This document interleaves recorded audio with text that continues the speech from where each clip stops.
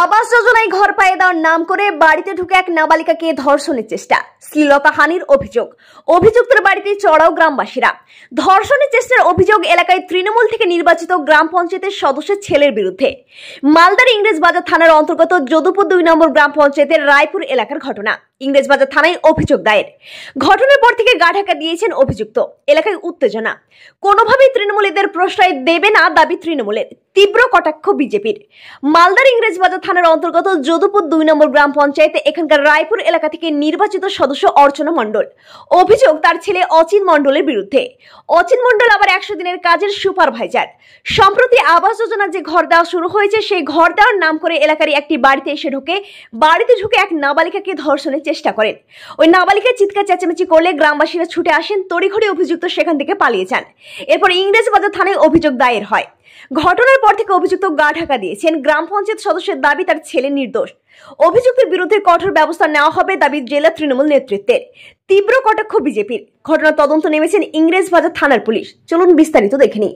বিস্তারিত দেখতে অবশ্যই চোখ রাখুন আমাদের এবি নিউজ বাংলার পর্দায়। Bureau report, AB news Bangla. বাড়িতে কেউ ছিল না, এসেছিল, বলেছিল আধার কার্ড নিব ঘর দেওয়ার জন্য। তো আমি আধার কার্ডটা বের করতে গেছি, তো আধার কার্ডটা বের করে দিয়েছি। যে আঁকতে গেছি তখন আমাকে চেপে ধরেছে।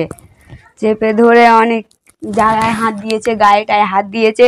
দিয়ে আমি অনেক চিৎকার করতে পারিনি। আমি তাড়াতাড়ি ঘর থেকে বেরিয়ে এসে গ্রামে সবকে ডেকেছি, ধরেও রেখেছিল। দিয়ে আমার বাবারা এসেছে, দিয়ে আমার বাবারা এসে কিছু বলেনি, তাও তখন ছেড়ে দিয়েছিল। দিয়ে তারপরে থানায় গিয়েছিল, দিয়ে কেস টেস করে এসেছে। গ্রাম পঞ্চায়েতের মেম্বারের ছেলে। কি নাম তার? অমল। আপনি কি চান? বিচার চান? আমি শাস্তি চাই। কি বলেছিল? ঘর দেবে? হ্যাঁ। কি বলে এসেছিল? অনলাইনে ঘর দিবে।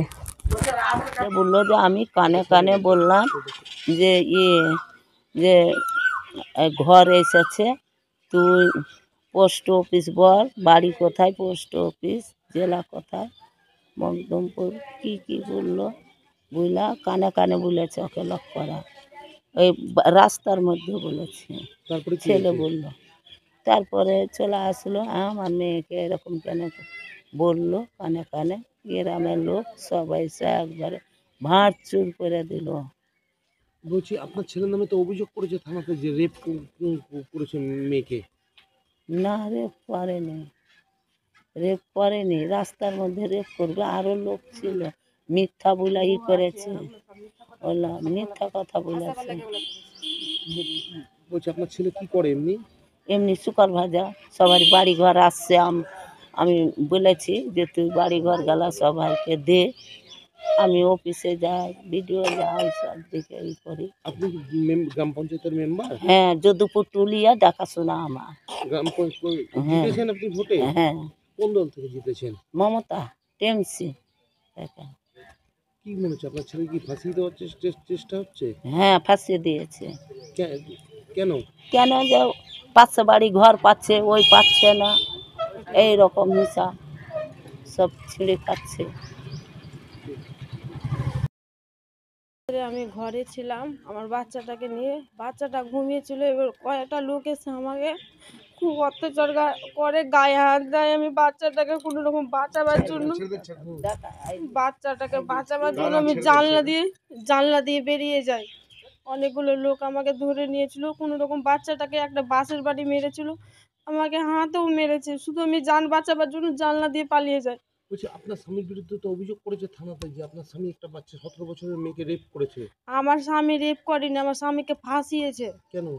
ওই যে সব দুশ্মন লেগেছিল ওর পেছনে, ওই যে ঘরের জন্য। আমার স্বামী একটা মেয়ের সাথে গল্প করছিল, কিন্তু অনেকগুলো লোক ছিল। আর রাস্তার ধারে কি রেপ করা যায় দুপুরবেলার দিকে? ওইটুকুনা জিনিস নিয়ে আমার স্বামীকে ফাঁসিয়েছে। আপনার স্বামী কি করেন? আমার স্বামী সুপারভাইজার। কিসের সুপারভাইজার? 100 দিনের কাজে। আপনার শাশুড়ি কি মেম্বার গ্রাম পঞ্চায়েতের? আমার শাশুড়ি গ্রাম পঞ্চায়েতের মেম্বার। কোন দল থেকে মেম্বার? টিএমসি। এই ধরনের হিনাস কাণ্ডের সঙ্গে যারা যুক্ত থাকবে তাদের বিরুদ্ধে কঠোর আইন প্রয়োগ হবে। যদি 18 বছরের নিচে হয় পক্সো হবে, 18 বছরের উপর হলে তাকে রেপ কেস হবে।